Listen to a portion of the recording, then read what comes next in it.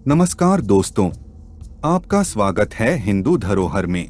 आज के इस वीडियो में हम जानेंगे कि मांस खाने वाला व्यक्ति पुण्य का भागीदार होता है या पाप का।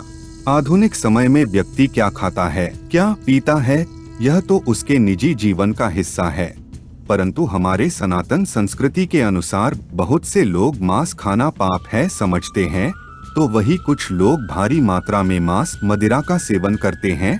इतना ही नहीं, कुछ मंदिरों में भी मांस को प्रसाद के तौर पर चढ़ाया जाता है। हमारे समाज में इन दोनों पक्षों के बीच सदियों से द्वंद्व होता चला आ रहा है। शाकाहारी लोग मांसाहारियों को क्रूरता की नजर से देखते हैं, तो वही मांसाहारी लोग शाकाहारियों को घास भूस खाने वाला कहते हैं। पर सही कौन है, शाकाहार या फिर मांसाहार?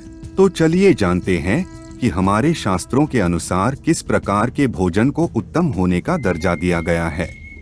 यदि आप चैनल पर नए हैं तो सब्सक्राइब जरूर करें, क्योंकि यह वीडियो तो आपके लिए फ्री है, परंतु इससे हमारी बहुत मदद होती है। हमारे सनातन धर्म में मांस खाना उचित है या अनुचित, इस बात को लेकर बहुत लोगों के मन में आए दिन संदेह उठता रहता है।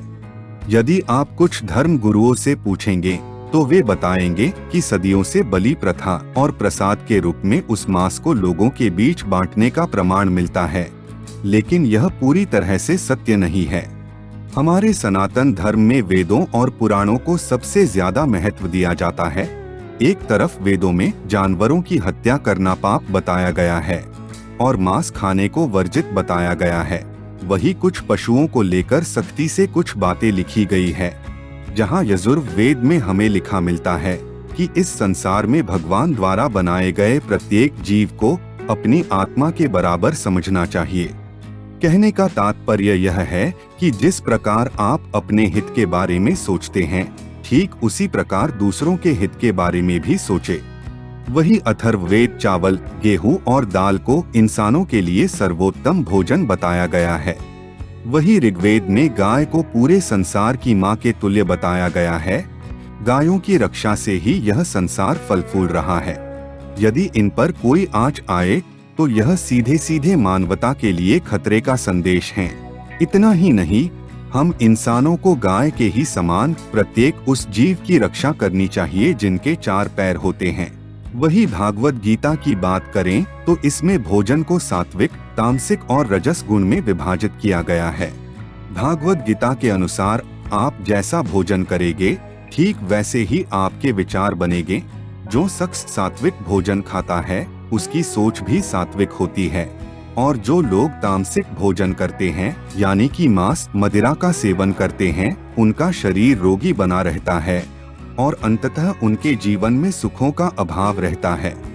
यदि बात करें राजसिक भोजन की, तो जब आप सात्विक भोजन को बहुत ज्यादा पकाते हैं, उसमें तेल मसालों का अनुपात बहुत ज्यादा होता है, तो वह भोजन सात्विक से राजसिक में परिवर्तित हो जाते हैं, जो कि मनुष्य के स्वास्थ्य को नुकसान पहुंचाता है।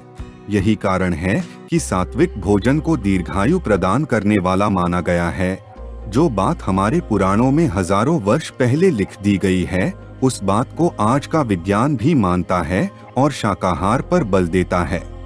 अब बात करें कि मांस खाना पुण्य है या पाप, तो दोस्तों गरुड़ पुराण के अनुसार आध्यात्मिक पथ पर चलने वाला व्यक्ति अगर मांस खाता है तो उसकी आध्यात्मिक प्रगति रुक जाती है, उसके दिमाग कार्य करना बंद कर देते हैं, और उसे इस जन्म के साथ साथ अगले जन्म में भी मोक्ष की प्राप्ति नहीं हो सकती, क्योंकि उस व्यक्ति का व्यक्तित्व मानवीय न होकर अमानवीय हो जाता है और मांसाहार की भरपाई अगले जन्म में भी नहीं की जा सकती, और वह जीवन मरण के इस चक्रव्यूह में हमेशा के लिए फंसा रह जाता है।